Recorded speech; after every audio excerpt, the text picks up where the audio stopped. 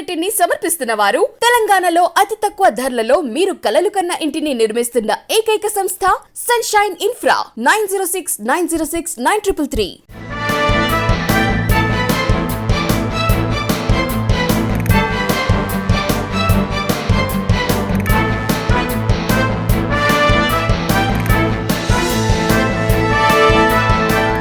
Welcome to వి3 news. లక్ష్యం సమాజహితం. నా పేరు సోనియా. బులెటిన్ల ముందుగా హెడ్లైన్స్. నిజాంపట్నం హార్బర్ను పరిశీలించిన ఎంపీ మోపిదేవి. పోర్టు అభివృద్ధిపై అధికారులతో చర్చ.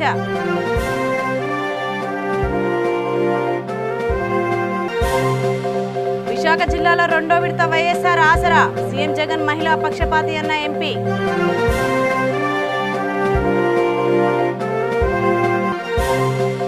బాపట్లలో డిప్యూటీ స్పీకర్ కోన రఘుపతి పర్యటన. కల్లుగీత కార్మికులకు పెన్షన్ కార్డుల అందజేత.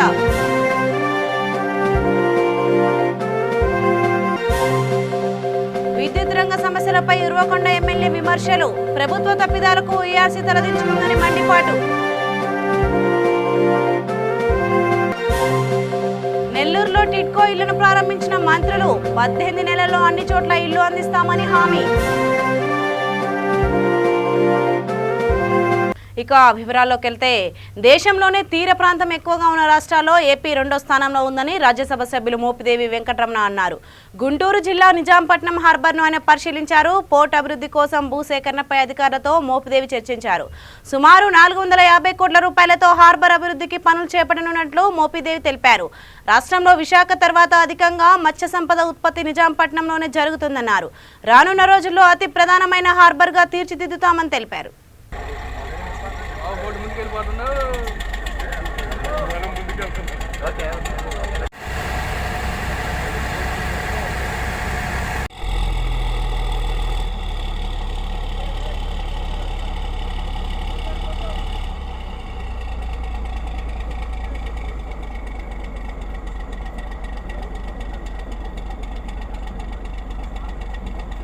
విశాఖ జిల్లా వి మార్గులలో రెండో విడత వైఎస్ఆర్ ఆసరా కార్యక్రమం అట్టహాసంగా జరిగింది. పార్లమెంట్ సభ్యురాలు డాక్టర్ సత్యవతమ్మ, మార్గుల శాసనసభ్యులు ప్రభుత్వ విప్ బూడి ముత్యాల నాయుడు పాల్గొని మాట్లాడారు. సీఎం వైఎస్ జగన్మోహన్ రెడ్డి మహిళా పక్షపాతి అని, మహిళా సాధికారత కోసం కృషి చేస్తున్నారని అన్నారు. ప్రతి మహిళ స్వయం సమృద్ధి సాధించి స్వయం కృషితో అభివృద్ధి సాధించాలనే తపంతో ప్రతి మహిళకు ఆర్థికంగా ఉపయోగపడే విధంగా ఈ పథకాన్ని ప్రవేశపెట్టారని తెలిపారు. తదుపరి ఎంపీపీగా ప్రమాణ స్వీకారం చేసిన ధర్మతేజను, వైస్ ఎంపీపీగా ప్రమాణ స్వీకారం చేసిన రాజారాంను శాల్వాతో సత్కరించారు.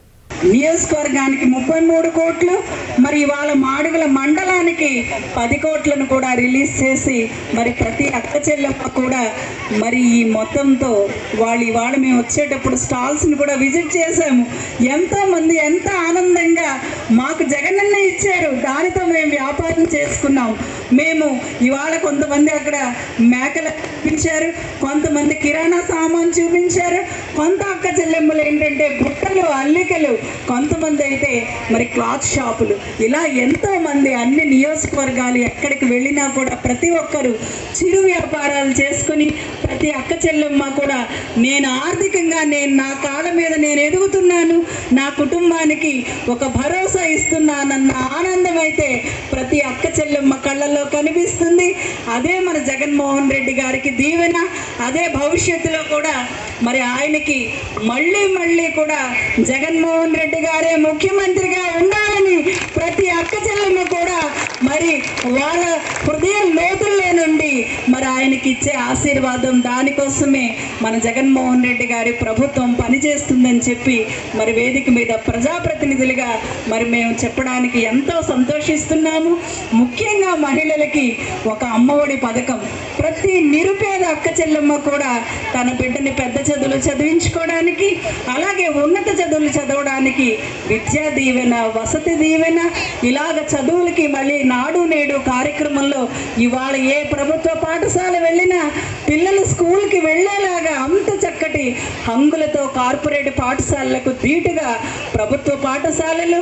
అలాగే నేను ఒక వైద్య వృత్తిలో ఉన్నాను, ఎప్పుడూ కూడా మరి హాస్పిటల్స్ ఇంత చక్కగా నాడు నేడు కార్యక్రమంలో ఇవాళ ప్రభుత్వ హాస్పిటల్స్ని అభివృద్ధి చేయటం, వెల్నెస్ సెంటర్ ప్రతి గ్రామానికి కూడా ఒక వెల్నెస్ సెంటర్ ఇవ్వడం, ఒక ఫ్యామిలీ డాక్టర్ కాన్సెప్ట్. మనం ఎక్కడైనా సరే మన ఆరోగ్యం గురించి, మా ఫ్యామిలీ ఫ్యామిలీ డాక్టర్ తెలుసు అని ఎంతో ఆనందంగా చెప్పుకునే వాతావరణం మన పల్లెల్లో. మరి అటువంటి ఫ్యామిలీ డాక్టర్ కాన్సెప్ట్ని తీసుకురావటం, మరి 104, 108 అంబులెన్సులు, ముఖ్యంగా 13 కొత్త మెడికల్ కాలేజీలు, అనకాపల్లిలో కూడా మరి విశాఖపట్నం వెళ్ళే అవసరం లేకుండా మీకు అత్యున్నత ప్రమాణాలతో ఒక మెడికల్ కాలేజ్. ఈ రకంగా ఆంధ్రప్రదేశ్ గుంటూరు జిల్లా బాపట్లలోని నందిరాజు తోట గ్రామంలో ఏర్పాటు చేసిన సభా వేదికలో శాసనసభ్యులు డిప్యూటీ స్పీకర్ కోన రఘుపతి పాల్గొన్నారు. ఈ సందర్భంగా గ్రామంలో కల్లుగీత కార్మికులకు 550 మందికి పెన్షన్ కార్డులను అందించారు. అలాగే త్వరలో గౌడ సంఘ ప్రజల కోసం గౌతలచ్చన్న పేరు మీద కమ్యూనిటీ హాల్ను ఏర్పాటు చేయనున్నట్లు చెప్పారు. పాఠశాలను మరింత అభివృద్ధి చేసేందుకు కృషి చేస్తున్నామని చెప్పారు. ఈ కార్యక్రమంలో వైసీపీ పట్టణ అధ్యక్షులు నరాలశెట్టి ప్రకాష్ రావు, మండల అధ్యక్షులు కోకి రాఘవరెడ్డి, మండల తహసీల్దార్ చరణ్, ఎంపీడీఓ రాధాకృష్ణ తదితరులు పాల్గొన్నారు. ఆనందం దాన్ని వ్యక్తపరచాలి. అయ్యా నిజంగా గతంలో మేము ఎప్పుడు చూడలేదు. పెన్షన్ తేవటం ఏంది, పెన్షన్ మా ఇంటికి వచ్చి ఇచ్చేయటం ఏంది, పొద్దున 6 గంటలకల్లా వచ్చి పెన్షన్ ఇచ్చేస్తూ ఉన్నారు. గతంలో అసలు వస్తుందా రాదా ఎన్నిసార్లు తిరిగాము. ఆఫీస్కి పొద్దుకు పరిమాణం వేసుకుని వెళ్ళేవాళ్ళం. ఈరోజు నేరుగా వచ్చి పెన్షన్ మా ఇంటికి ఇస్తూ ఉన్నారు, బియ్యం తెచ్చి ఇంటికి ఇస్తూ ఉన్నారు. అన్ని విషయాల్లో వచ్చి మా పిల్లలు ఎక్కడ ఉంటే ఈ వాలంటీర్లే మా పిల్లల్లాగా వచ్చి ప్రతి విషయం మాకు కలుపుకొని వెళ్తూ ఉన్నారు. మేము వ్యాక్సిన్ వేసుకున్నాం లేదని 4 సార్లు 5 సార్లు అమ్మ వేసుకున్నాం అన్నదాకా అడిగడిగి వ్యాక్సిన్ వేయించారు. మరి ఇవన్నీ చెప్తా ఉంటే నిజంగా మాకు కూడా చాలా గర్వంగా ఫీల్ అవుతాం. ఈ పార్టీలో నాయకులు అయినందుకు, ఈ పార్టీలో భాగస్వాములు అయినందుకు, ఈ పార్టీ ద్వారా, ఈ ప్రభుత్వం ద్వారా మీకు ఇన్ని రకాల సేవలు మీకు అందించడం మాకు కూడా చాలా ఆనందం. ఇవాళ మా నాయకులు నాతో పాటు తిరిగినటువంటి నందిరాజు తోట గ్రామ పెద్దలు నాయకులు వాళ్ళు కూడా ఒక విషయం అర్థమైంటుంది. మనం ఈరోజు ధైర్యంగా ప్రజల దగ్గరికి వెళ్ళొచ్చు. ప్రజలకి కావాల్సినటువంటి సమస్యలు ఈ ప్రభుత్వం చాలా పకడ్బందీగా నిర్వహిస్తూ ఉంది. ఇటువంటి ప్రభుత్వంలో, ఇటువంటి పార్టీలో మనం భాగస్వామ్యందుకు మేము గర్వపడుతున్నాం అని చెప్పి ధైర్యంగా వెళ్ళి తిరిగి మరి ఈ ఊరు బాగోటానికి రోజువారీ ఇబ్బందులే పెద్ద సమస్య కింద, అదే పెద్ద ప్రయత్నం కింద ఒక సర్పంచ్, ఒక ఎమ్మెల్యేనో ఏం చేయాలనంటే మొగుడు పిల్లల మధ్య తగు తీర్చాలన్న స్థాయికి దింపేసినటువంటి రాజకీయాన్ని ఈరోజు ఒక క్వాలిటీ రాజకీయాల్లోకి వచ్చాం, క్వాలిటీ సర్వీస్ ఇవ్వటంలో. నిన్నటిదాకా అధికార పార్టీ అంటే మనం చూసింది వాళ్ళ పెత్తనం చెలాయించడం, వాళ్ళకు ఉన్నటువంటి అధికారాన్ని దుర్వినియోగం చేసి ఎదుటివాడిని ఇబ్బంది పెట్టడం, లేకపోతే ఎదుటివాడికి ఆ పని కాకుండా చేయటం, అది నిర్వచనం అధికారం అంటే. ఈరోజు అలా కాదు. ఈరోజు అధికారం అంటే ఇవ్వడం, అధికారం అంటే చేయటం. ఈ రకమైనటువంటి ఒక అద్భుతమైనటువంటి ప్రక్రియకి తెరదీసినటువంటి జగన్మోహన్ రెడ్డి గారిని మనం మనస్ఫూర్తిగా అభినందించాలి. ప్రభుత్వ అసమర్థత వల్ల విద్యుత్ రంగంలో తప్పులు చోటు చేసుకున్నాయని PAC chairman Uravakonda MLA Payyavula Keshav విమర్శించారు.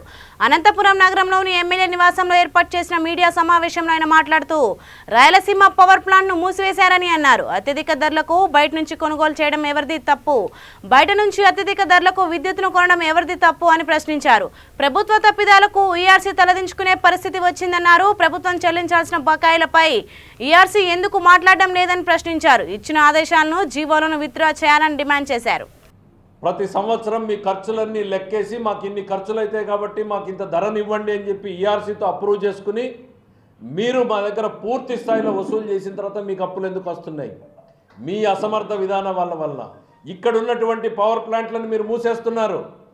రాయలసీమ పవర్ని దాదాపు మూసేశారు. వీటీపీఎస్ని దాదాపు సగానికి సగం నడపకుండా ఆపుతున్నారు. నాన్ కన్వెన్షనల్ ఎనర్జీ ఏదైతే ఉందో, విండ్ కానీ సోలార్ కానీ, దీన్ని కొనకుండా ఆపేసి అదే సమయంలో మీరు అత్యధిక ధరలకి బయట నుంచి కొంటున్నారు. ఇది మీ తప్పు కాదా? మీరు చేస్తున్నటువంటి తప్పు కాదా? ప్రభుత్వ రంగ సంస్థల్లో ఉన్నటువంటి విద్యుత్తుని తగ్గించి ఇక్కడ ఆల్రెడీ కమిట్ అయిపోయినటువంటి విండ్ ఎనర్జీ లాంటి వాటిని కొనకుండా అదే సమయంలో బయట ఎక్స్చేంజ్ నుంచి అత్యధిక ధరలకు కొనడాన్ని ఏ రకంగా సమర్థించుకుంటారు? ఇది మీరు చేసిన తప్పు కాదా? దీనివల్ల అదనపు భారం పడితే దానికి ప్రజల బాధ్యులు చెల్లించాల్సింది, మేమా డబ్బులు అదనంగా చెల్లించాల్సిందని నేను అడుగుతున్నా.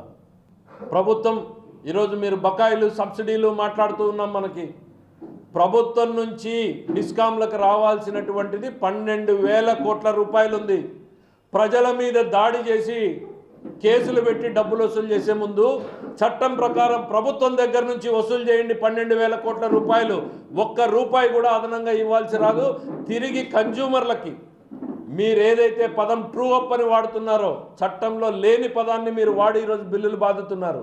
నిజంగా ట్రూ అప్ బదులు ప్రభుత్వం చెల్లించాల్సిన బకాయిలు చెల్లిస్తే ట్రూ డౌన్ చేసి మీరే వినియోగదారులకు తిరిగి చెల్లించాల్సినటువంటి అవసరం వస్తుంది. దాంతోపాటు అదనంగా ప్రభుత్వ రంగ సంస్థలు కానీ వ్యవస్థలు కానీ అంటే ఆఫీసులు కార్యాలయాలు కలిపి మరో 8,000 కోట్లు, అంటే 20,000 కోట్ల రూపాయలు కేవలం ప్రభుత్వం నుంచి బకాయిలు పెట్టుకుని సామాన్యుడి మీద మీరు 8,000 కోట్ల భారాన్ని వేయడానికి సిద్ధమయ్యారు. ఈఆర్సీ నేను అడుగుతున్నా, మీరు ప్రజల పక్షాన్ని నిలబడండి. ప్రజల పక్షాన్ని నిలబడాల్సినటువంటి మీరు ప్రభుత్వానికి తలొగ్గేటువంటి పరిస్థితులు ఎందుకు వస్తున్నాయనేటువంటిది బాధాకరం. ఎంతో అనుభవం ఉన్నటువంటి వ్యక్తులు ఉన్నారు అందులో. వ్యక్తిగతంగా వారంటే నాకు చాలా గౌరవం కూడా ఉంది. మరి ముఖ్యంగా నాగార్జున రెడ్డి గారు అంటే చాలా గౌరవం కూడా. ఎందుకనంటే రాయలసీమ పరిస్థితులన్నింటినీ సుదీర్ఘంగా తెలుసుకున్నటువంటి వ్యక్తి అయినా, కానీ ఆయన మీద కూడా ఎంతో ఒత్తిడి తీసుకొస్తున్నారు అనేటువంటిది. మీరు నిన్నటికి నిన్న ఒక ఆర్డర్ని విత్డ్రా చేశారు, ట్రూ అప్ ఛార్జెస్ని విత్డ్రా చేస్తున్నామని. ఎందుకు చేశారు? ఓ కన్జ్యూమర్ హైకోర్టుకి వెళ్ళి ఇదిగో ఈ తప్పులు చేసింది అని చెప్తే హైకోర్టు స్టే ఇచ్చింది. తర్వాత కేసు కొట్టేస్తారని తెలిసింది. ఎట్లాగూ కొట్టేస్తారు కదా, మా గౌరవం పోగొట్టుకోవడం చేసుకెందుకు అని చెప్పి మీరు విత్డ్రా చేసుకున్నారు. అంటే ప్రభుత్వం చేసేటువంటి తప్పులకి ఇవాళ ఈఆర్సీ తల ఉంచుకోవాల్సినటువంటి పరిస్థితి వస్తుంది. నెల్లూరులో భగత్ సింగ్ నగర్ లో టిట్కో ఇళ్లను మంత్రులు బొత్స సత్యనారాయణ, అనిల్ కుమార్ యాదవ్ ప్రారంభించారు. 1000 మంది లబ్ధిదారులకు ఇంటి తాళాలను మంత్రులు అందజేశారు. మంత్రి బొత్స సత్యనారాయణ మాట్లాడుతూ రాష్ట్రంలో 2,62,000 టిట్కో ఇళ్లు సిద్ధం చేశామని తెలిపారు. 18 నెలల్లో అన్ని చోట్ల టిట్కో ఇళ్లు అందిస్తామన్నారు. గత ప్రభుత్వం పేదలపై భారం వేయాలని చూసిందని, పేదలకు భారం కాకుండా 1 రూపాయికే టిట్కో ఇళ్లు అందిస్తున్నామని మంత్రి బొత్స అన్నారు. సీఎం జగన్ పాలనా దక్షతకు టిట్కో ఇళ్ల ఏర్పాటు నిదర్శనమని చెప్పుకొచ్చారు. కార్పొరేషన్లో ఈ టిట్కో ఇల్లు 28,000 ఇల్లు ఉన్నాయి. దాంట్లో 300 చదరపు అడుగుల ఇల్లు ఎన్ని ఉన్నాయంటే 24,000 ఇల్లున్నాయి.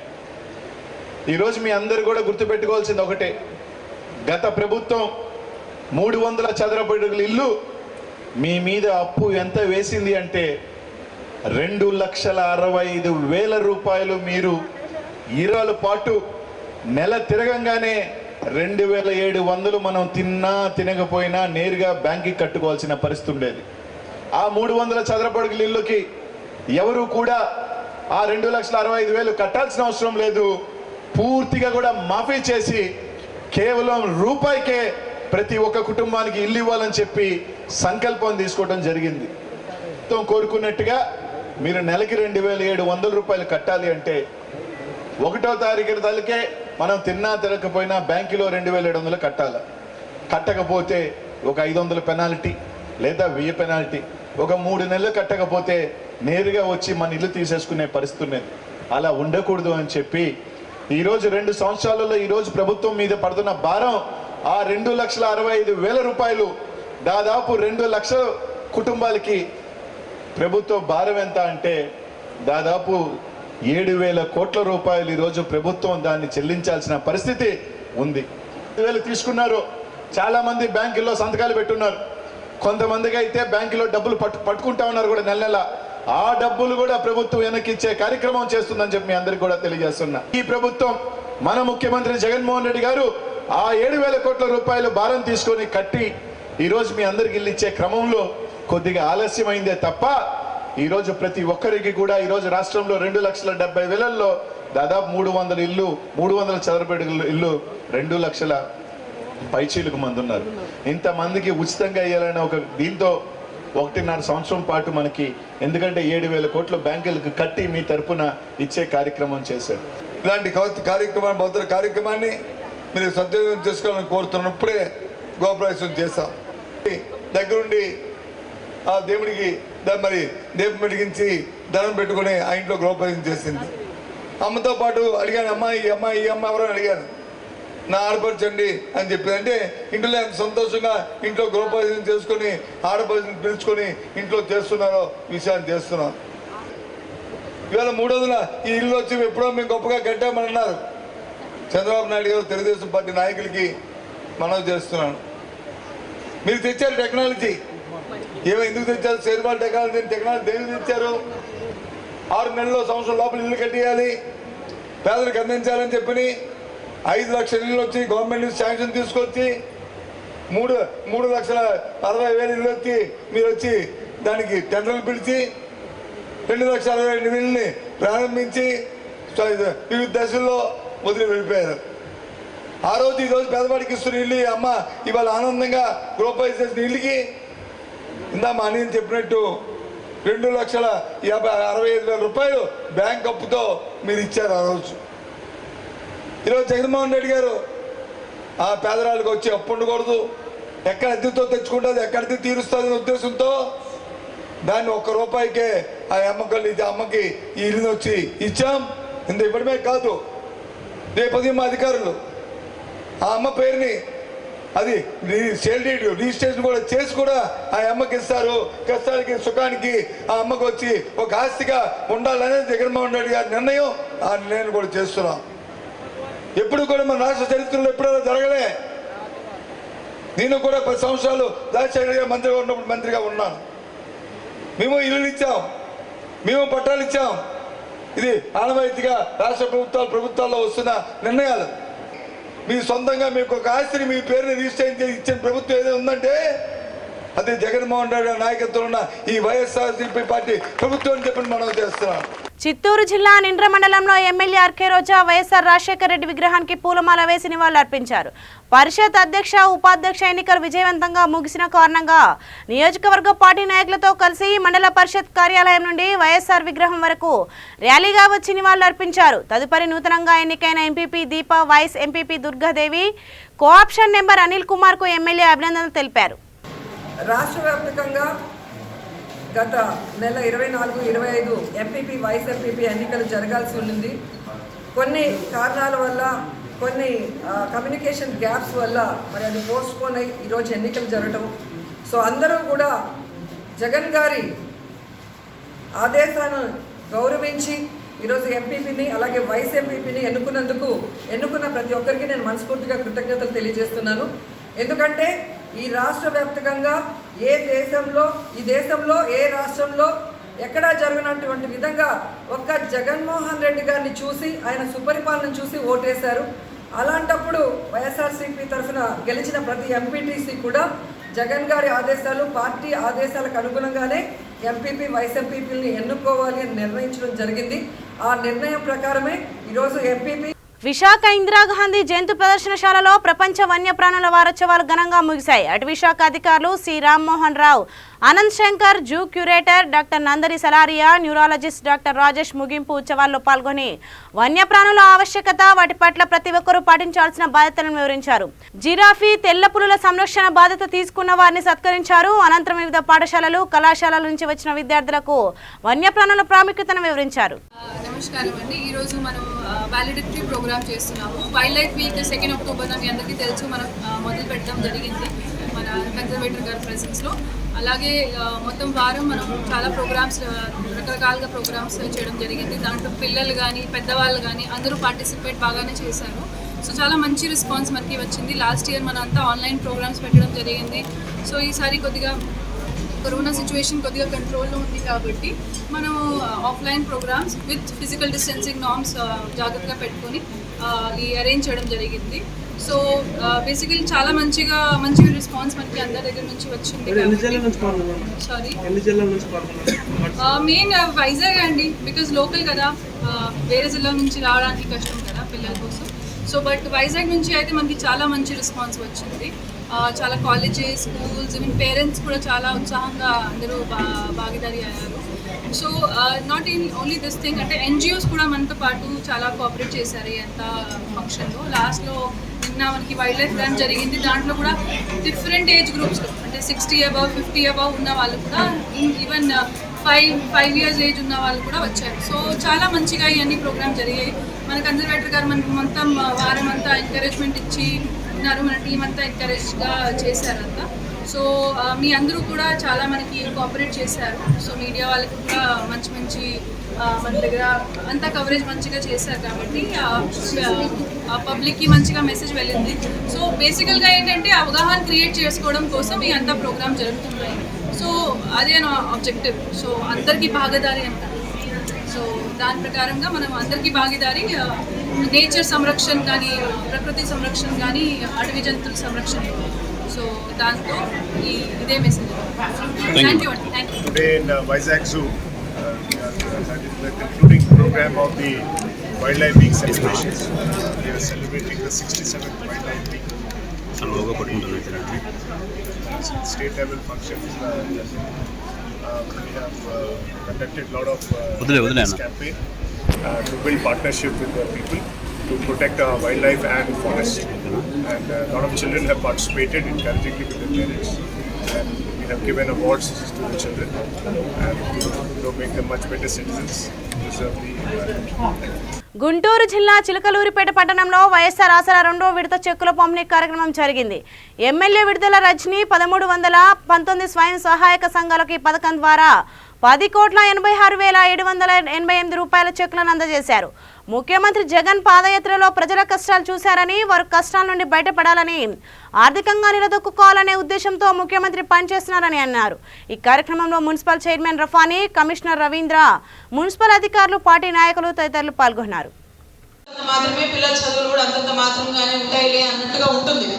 కానీ ఈరోజు ఆ తల్లికి పంపిస్తున్నప్పుడు ఆ తల్లికి ఎంత ధైర్యము, ఆ తల్లిలో కాన్ఫిడెన్స్ చూస్తే ఆ పిల్లోడిని వాళ్ళు ఒక కార్పొరేట్ స్కూల్కి, మన చుట్టుపక్కల ఉండేటువంటి అఫోర్డబుల్ ఫ్యామిలీస్ ఏవైతే ఉంటాయో వాళ్ళు ఏవైతే పెద్ద పెద్ద ప్రైవేట్ స్కూల్స్కి పంపిస్తారో అలానే మన పిల్లల్ని కూడా అంత ఎత్తున మనం చదివిస్తున్నాం అనేటువంటి ఒక ధైర్యము ఈరోజు ఆ తల్లిలో కనబడతా ఉందని చెప్పి చాలా మంది కూడా బయట మాట్లాడుతున్నారు. మన స్టేట్ గురించి పర్టికులర్గా మాట్లాడుతున్నారని చెప్పి సందర్భంగా మీ అందరికి కూడా తెలియజేస్తా ఉన్నాను.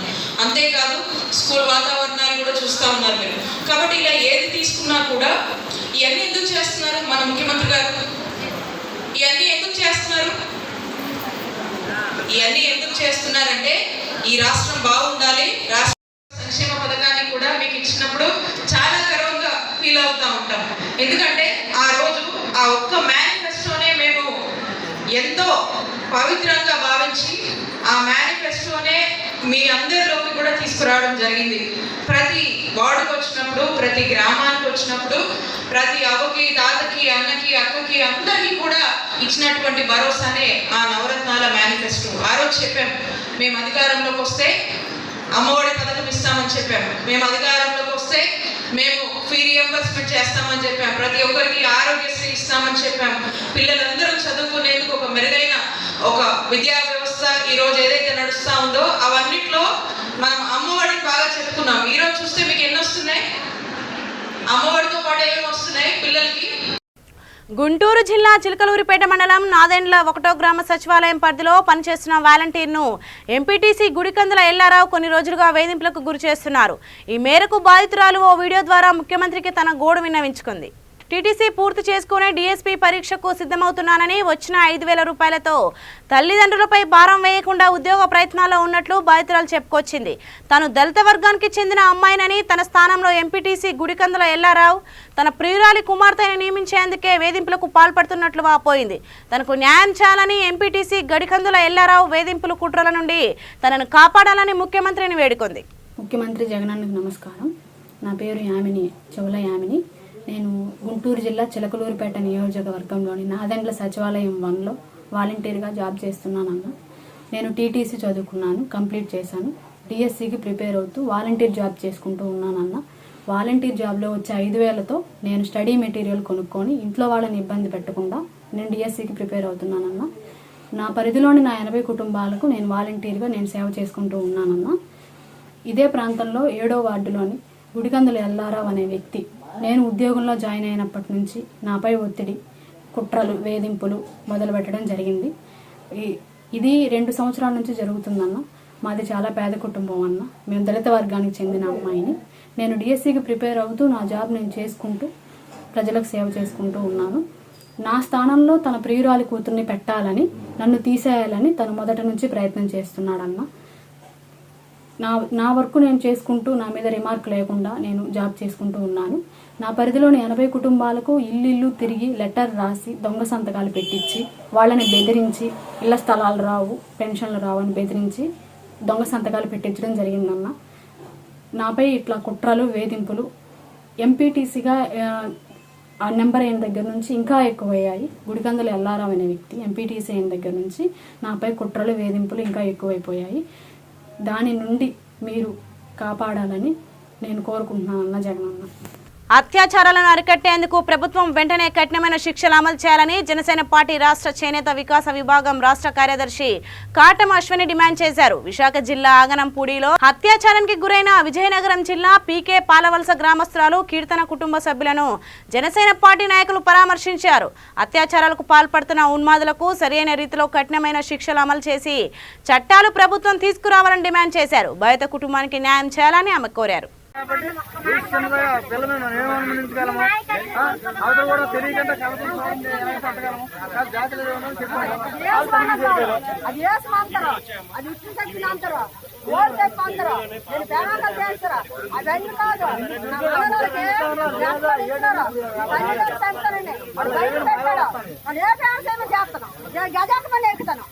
అది నాకు కావాల్సింది. నా పిల్లలు అందరూ అన్న అంటే ఉన్నారా, ఆ కుటుంబం వాళ్ళు అన్న అంటే ఉన్నారా, నువ్వు ఎలా పోతుందని అది భయం పడతానండి. అలా భయం వచ్చింది. ఆ భయం ఎక్కడ చెయ్యాలి? ఇప్పుడు ఆ భయం ఎక్కడ చెయ్యాలా? నువ్వు పిల్లలు వెళ్తాను, పిల్లలు తీసుకుని వెళ్తాను, పిల్లలు ఎక్కడ వెళ్తాను అండి. ప్రకాశం జిల్లా బేస్తవారిపేట ఎంపీడీఓ కార్యాలయంలో సరస్వతి స్వచ్ఛంద సేవా సంస్థ ద్వారా నిరుపేదలకు 5వ నెలలో పింఛన్ పంపిణీ చేశారు. ఎంపీడీఓ కవితా చౌదరి, ఎంఈఓ వెంకటేశ్వర్ల చేతుల మీదుగా పింఛన్ డబ్బులు అందజేశారు. పందిళ్లపల్లి గ్రామానికి చెందిన చిలకల సుధాకర్ రెడ్డి కూతురు చిన్నారి లేఖశ్రీ పుట్టినరోజు సందర్భంగా 3000 రూపాయల నగదును అందజేశారు. అంతేకాకుండా సరస్వతి స్వచ్ఛంద సేవా సంస్థ చేసిన సేవా కార్యక్రమాలను మెచ్చుకొని ఎంపీడీఓ, ఎంఈఓ నగదు సరుకులు పేదలకు అందజేశారు. ఈ కార్యక్రమంలో వైసీపీ నాయకులు చిరంజీవి, కోటేశ్వర్ రెడ్డి, సుధాకర్ రెడ్డి, పింఛన్దారులు తదితరులు పాల్గొన్నారు. ప్రకాశం జిల్లా ఖమ్మం పట్టణంలోని కృష్ణవేణి టాలెంట్ స్కూల్లో బతుకమ్మ వేడుకలు నిర్వహించారు. రాష్ట్ర ప్రభుత్వం ఈ నెల 9వ తేదీ నుండి 17వ తేదీ వరకు సెలవు దినాలుగా ప్రకటించడంతో వేడుకలు ఘనంగా నిర్వహించారు. ఉపాధ్యాయులు విద్యార్థులకు దేవీ నవరాత్రుల విశిష్టతను వివరించారు. ఈ కార్యక్రమంలో పాఠశాల అడ్మిషన్ శేఖర్, పాఠశాల అధ్యాపక బృందం, పాఠశాల యాజమాన్యం తదితరులు పాల్గొన్నారు.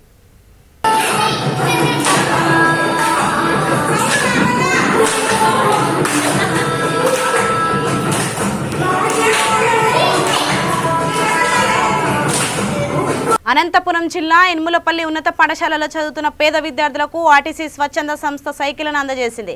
కరోనా కష్టకాలంలో చదువుకోవడానికి పేద విద్యార్థులు తీవ్ర ఇబ్బందులు పడుతున్నారు. విద్యార్థులు పాఠశాలకు వచ్చి వెళ్లాలంటే రవాణా సదుపాయాలు లేక, ఆటో, బస్ ఛార్జీలు, అదనపు భారం భరించలేక సమస్యలు ఎదుర్కొంటున్నారు. విద్యార్థులను దృష్టిలో ఉంచుకొని 6.50 లక్షల రూపాయల విలువ గల సైకిళ్లను అందజేసినట్లు ఆర్టీసీ సంస్థ రీజనల్ డైరెక్టర్ తెలిపారు. దాదాపు 54 మంది విద్యార్థులను గుర్తించి వారికి సైకిళ్లను అందజేసినట్లు చెప్పారు. ఈ తరుణంలో మరి సంస్థ ఆలోచించేసి గత 25 సంవత్సరాల కిందటే మరి ప్రతి పిల్లవానికి ఎక్కడైతే స్కూల్కి ఇంటర్వ్యూ వెళ్ళలేకపోతున్నాడో వాళ్ళ యొక్క సమస్యలను సర్వే చేయించి వీళ్ళకు బైసికల్స్ ప్రొవైడ్ చేస్తే బాగుంటున్న ఉద్దేశంతోనే మరి వాటిపైన స్టార్ట్ చేయడం జరిగింది. మరి ఇప్పటిదాకా నేను ఇంత ముందు చెప్పినట్లుగానే 75,000 మంది పిల్లలకి ఈ యొక్క బైసికల్స్ ని ఇస్తా ఉన్నారు ఎంతో మంది దాతలు. ఆ సైకిల్ ద్వారా ఎంతో మంది పిల్లలు మంచి ఉన్నత స్థాయిలో మరి చదువుకొని ఇన్ టైంలో స్కూల్కి రావడము, వాళ్ళ ఆరోగ్యాన్ని చూసుకోవడము, వీళ్ళు వాళ్ళ యొక్క లైఫ్ని చక్కదిద్దుకోవడానికి మంచి అవకాశం అని చెప్పేసి బైసికల్స్ ఇస్తా ఉన్నారు. బులెటిన్ ముగించే ముందు హెడ్లైన్స్ మరోసారి. నిజాంపట్నం హార్బర్ ను పరిశీలించిన ఎంపీ మోపిదేవి, పోర్టు అభివృద్ధిపై అధికారులతో చర్చ.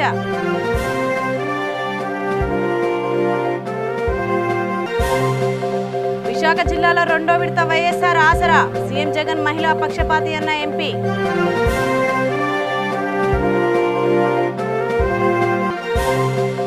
బాపట్లలో డిప్యూటీ స్పీకర్ కోన రఘుపతి పర్యటన, కల్లుగీత కార్మికులకు పెన్షన్ కార్డుల అందజేత.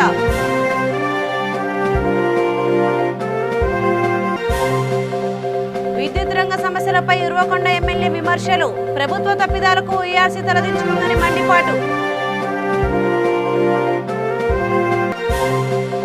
నెల్లూరులో టిడ్కో ఇళ్లను ప్రారంభించిన మంత్రులు, 18 నెలల్లో అన్ని చోట్ల ఇల్లు అందిస్తామని హామీ. సో ఇవి ఇప్పటివరకు ఉన్న updates. For more updates keep watching V3 news. లక్ష్యం సమాజహితం.